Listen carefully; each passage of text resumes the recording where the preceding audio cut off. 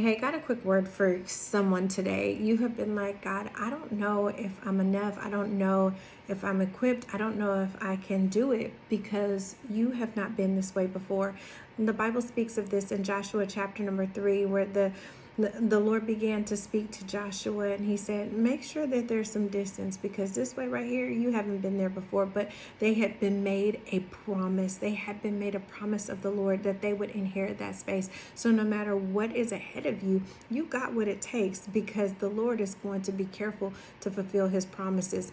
Listen, and so there was a time that God began to speak to me not too long ago, and he said to share this with those of you.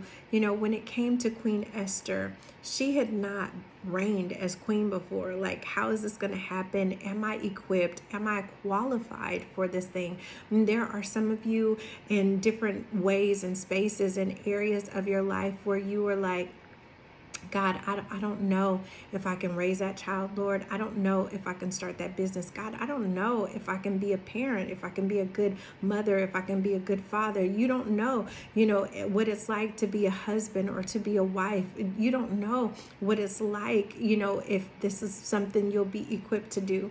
And the Lord is saying, it doesn't matter who came before you or who failed before you. Just like Queen Esther, being a royalty was in her DNA. Her great-great-grandfather Saul might have failed, but it was still in her DNA that she was royalty. And for you, beloved, what you are believing God to do, what he promised you, is in your DNA. And just as it says in Joshua chapter number 21, verse number 45, just like that, where none of God's good promises fail.